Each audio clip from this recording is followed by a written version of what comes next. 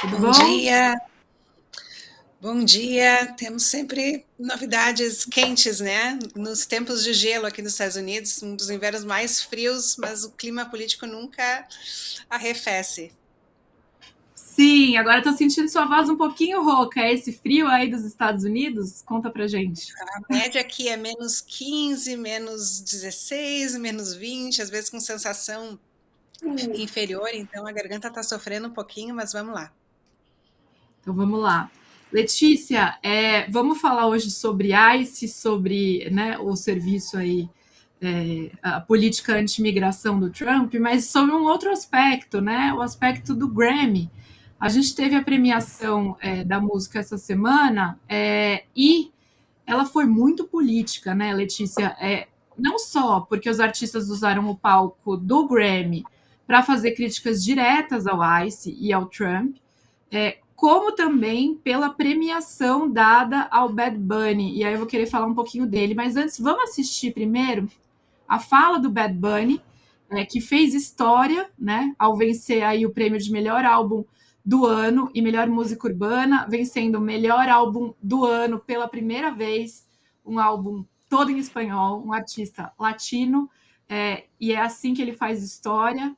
Mas a gente separou duas falas, pelo menos, de outros momentos da premiação que também fazem referência a esse momento pelo qual passa os Estados Unidos. Mas vamos ouvir primeiro.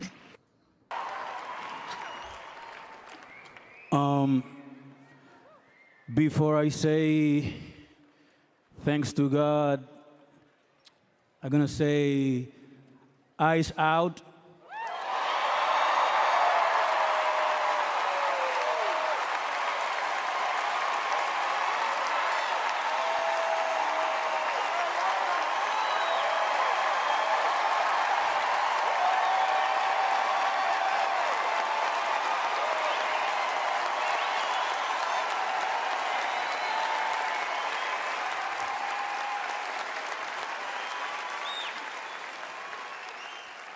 We're not savage, we're not animals, we're not aliens, we are humans and we are Americans.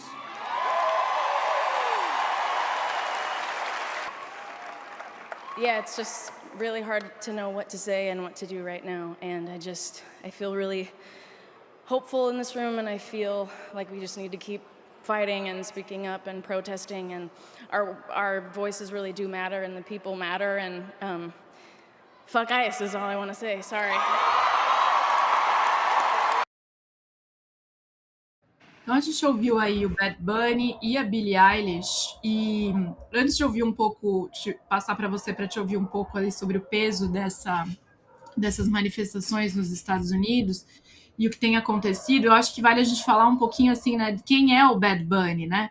O Bad Bunny, ele tem uma atuação muito política, ele faz uma arte muito política, né? O Debi Tirar Umas Fotos, que é esse álbum que foi premiado agora, é uma ode, uma homenagem, de certa maneira, a Porto Rico. Tem Porto Rico nas músicas, nas imagens, nos clipes, nas referências. E eu acho que tem uma série de outros movimentos do Bad Bunny que vem a partir daí que vale a gente mencionar aqui. Né? Ele está fazendo a turnê do álbum e ele falou abertamente que não faria shows nos Estados Unidos por medo de que o ICE, que agora ele fala no discurso, né, fora ICE, fizesse buscas entre o público. Né? Ele também ele declarou voto para Kamala Harris na eleição passada e recentemente, quando ele foi escolhido para ser a atração principal do Super Bowl deste ano, algo que ainda vai acontecer, o Trump falou sobre ele, falando que a escolha tinha sido ridícula e disse nunca ter ouvido falar do cantor. E aí, mais um parênteses que eu acho que a gente tem que abrir aqui, né? O Bad Bunny é porto-riquenho. Porto Rico é o quê? Né? É uma ex-colônia espanhola, mas Porto Rico é parte dos Estados Unidos hoje, apesar de os americanos não tratarem desta maneira, né? E nem o Trump. O Trump já disse que Porto Rico é uma bagunça, que os políticos de lá não fazem nada direito. Em uma visita, jogou rolo de papel higiênico à população, né? Ali em 2017, o Trump. Então, ele realmente ele faz pouco caso, desdenha e humilha os porto-riquenhos, assim, e que são entendidos culturalmente como latinos, apesar de fazerem parte dos Estados Unidos, mas não votarem para presidente, pelo menos os que estão na ilha, os porto-riquenhos que estão no continente votam, né, Letícia? Então eu queria passar para você agora, assim, com esse cenário colocado, de quem é o Bad Bunny, qual é o contexto de Porto Rico hoje, e entender, assim, o que representa ter na premiação do Grammy esse prêmio para o Bad Bunny e essas mobilizações em relação ao tema ICE, feitas não só por ele, mas por outros artistas também. Obrigada, Bia. Ótimo contexto esse que você trouxe, importante para a gente entender, né, a dimensão e o contexto disso que está acontecendo.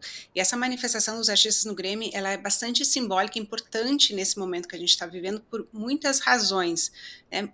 Considerando além do Bad Bunny, né, muitos artistas evitam expressar posições políticas em premiações como essa, porque isso pode causar divisão entre o público, provocar danos à carreira, mas, como disse o colunista de música do Washington Post, o mundo aqui fora parece que ficou barulhento demais para ser ignorado, né, porque o que a gente está assistindo não é uma operação normal de combate à imigração do ICE, é uma caçada truculenta a imigrantes que está atropelando a lei, conduzida por agentes mascarados que matam pessoas que estão protestando, né? Além do Alex Pratt e da Renee Good, as duas vítimas principais nos casos que causaram mais repercussão, outras 6 pessoas já morreram em operações envolvendo o ICE ou em detenções em poder do ICE, né? E os agentes do ICE já prenderam 2 jornalistas também por estarem cobrindo os protestos. E mesmo entre os republicanos está crescendo as críticas a essas operações do ICE, o próprio Trump já sinalizou mudanças depois que os vídeos gravados pela população desmontaram a versão de que o Alex Pratt era um terrorista doméstico tentando massacrar os agentes do ICE. Então essa conduta do ICE fica cada vez mais indefensável. E os músicos parecem ter entendido que o que está em jogo não é só a defesa de um partido político, é sobre estar do lado certo da história, né? E muito simbólico, como você trouxe esse contexto do Bad Bunny, porque é o primeiro álbum completamente em espanhol a receber o melhor prêmio, um reconhecimento ao talento latino e um contraponto a essa imagem que a administração do Trump tem vendido como se todos os imigrantes fossem criminosos, né? Ali na premiação, os artistas estavam lembrando quanto a criatividade e a cultura americana também se devem a essa diversidade, a essa soma de influências de imigrantes, né? E não por acaso o Bad Bunny foi escolhido para essa instituição que é o Super Bowl, para essa apresentação, que é uma das mais importantes para os Estados Unidos, que acontece no próximo final de semana, e lembrando que o Bad Bunny não foi o único a se manifestar, além dele, da Billie Eilish, a Olivia Dean, que ganhou o prêmio de melhor artista revelação, também lembrou que ela é neta de uma imigrante, que ela não estaria ali se não fosse por ela, né,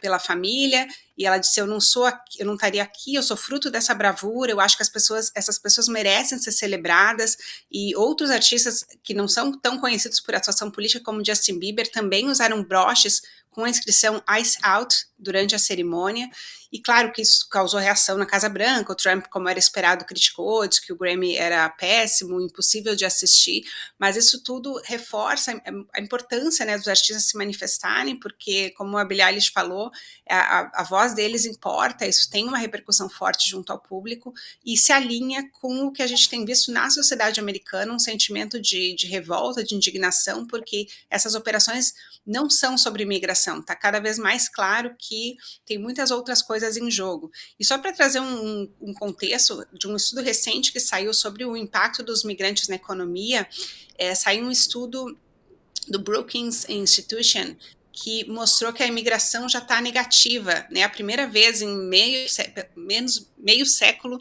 que a imigração está mostrando crescimento negativo em 2025 como resultado dessa repressão do Trump. E o que o estudo mostra é que o que acontece, ao contrário do que o Trump vem falando, que isso vai ajudar a economia, que os migrantes são, né, a praga dos Estados Unidos, os estudos mostram que essa queda acentuada de imigrantes faz com que certos setores da economia estão experimentando uma atividade econômica inesperadamente fraca e uma desaceleração que tende a continuar em 2026. Eles estimam que até o final desse ano a queda em termos de ganhos e em gastos do consumidor vai cair entre 60 bilhões e 110 bilhões de dólares. E a revista The Economist resumiu que, mais ou menos assim, que sem imigração, os Estados Unidos tendem a ficar mais pobre, menor e menos inovativa, né? Menos inovadora por causa da fuga de cérebros também das universidades americanas. Então, celebrar o Bad Bunny nesse momento, celebrar esse álbum que tem feito tanto sucesso entre os americanos, reconhecer, né, Porto Rico, como você falava, que é um território americano esquecido, desprezado, e muito desprezado explicitamente pelo Trump, enfim, uma resposta também do movimento da música, um posicionamento importante nesse momento. Letícia, obrigada por trazer todos esses pontos. E uma coisa que eu tenho me perguntado, tenho visto certos debates, a gente viu que teve recentemente uma jornalista freelancer, ela que é veterana do Exército e que é abertamente contra o Trump, contra a política MAGA, contra as ações do ICE, ela fez uma reportagem baseada no fato de que ela se inscreveu para se tornar empregada do ICE, se candidatou, né, para uma vaga e foi escolhida. Eu sei que teve todo um debate, o governo disse que não, etc.